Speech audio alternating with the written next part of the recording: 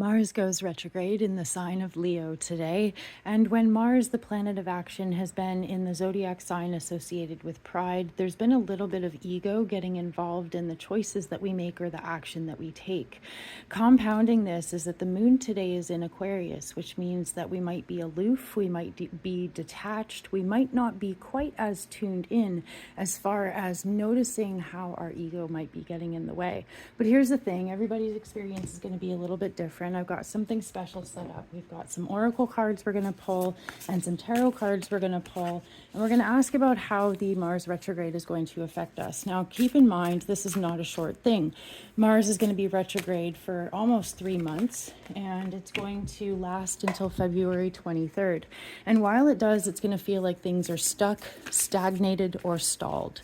Action is really hard to come by when Mars is in retrograde, but it's a great opportunity to pause and reflect and think about what our plan of action is, as far as not just the goals that we have, but the end result that we want to have. And if we're focused on an end result with a willingness to adapt our path, our methodology, or the way in which we do things, then we're going to have an opportunity to be redirected in a way that is in our highest good. Sometimes when we're redirected, our ego gets in the way and we're like, no, I don't want to do it differently. I want to do it the way that I thought of the first time. But just like any sailor is going to sail a boat. You know, I use this boat lamp because we're in Sagittarius season. It is about travel. It is about change. It is about expanding possibilities and tapping into our infinite potential, right? So with Mars being retrograde, in order to achieve our infinite potential, universe, the force, whatever you want to call it, might be redirecting you. And sometimes it's hard to see if we are too stuck on the methodology through which we wanted to get things done. Right? Okay, let's see what kind of cards we have. So the 2 tarot cards I pulled today, let's see what we've got. We've got the King of Swords and we've got the 3 of Wands. The King of Swords is all about really black and white thinking, like things have to be a certain way. And sometimes we can get really caught up in what we think or what we believe, as far as what best is. Maybe as far as the way that we want things done, or some sort of perfect ideal outcome. But this can be really limiting sometimes. Now, the 3 of Wands is about putting your creative energy out there into the world and seeing what comes back. This could be with something that you're doing professionally or personally, or just manifestation. But in this, what we're doing is we're seeing, okay, I have an idea, I have a thought, I have a plan, but all I can do is put that energy out there into the world and see what comes back.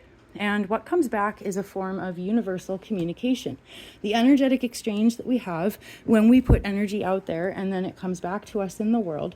It's not a perfect system, but it is a system of balances. And we have to pay really close attention to what is the energy that's coming back and how does this reflect my ideal highest path or my ideal outcome, as far as, okay, maybe I'm getting a map. Maybe I'm being redirected. Maybe I'm being shown a better way. Maybe I'm being shown the way, the truth, and the light. So we have 2 oracle cards that I pulled today. We have the Fool's Embrace. So the Fool in tarot is the alpha and the omega. It is the beginning and the end. And fittingly, this card is number 22, which is a mystical number. The Fool's Embrace is all about embracing kind of like the Taoist uncarved block. So I might have ideals, but I'm going to be open as far as how they manifest. So not being jaded, not being too fixated or opinionated. The Fool's Embrace is about learning how to let go of all the things that got in the way of us shining brightly, or all the things that got in the way of us seeing ourselves as infinitely deserving and worthy. The pain that we carry, sometimes it becomes us. So there is a reminder to allow ourselves to start fresh by finding little ways to let go and give ourselves new life. And the other card I pulled is Temple, the wisdom within, quieten external noise. So one of the best pieces of advice I got that took me years, decades to listen to was I should meditate daily. And I was always like, I'm too busy. And there's this famous saying that goes, you should meditate 20 minutes a day. And if you're too busy, make it an hour. Meditation will change your life. And if you can go deep within, if you can cultivate a sense of inner peace, you will connect to spirit, the force, whatever you want to call it. And there will be a sense that things start to make sense.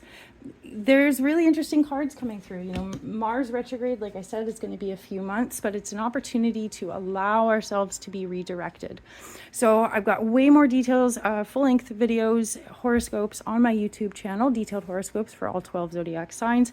I'm Erin. I'm Queen Bee Tarot. Thank you so much for being here. Come back every day for your daily tarot and astrology, and I will see you next time.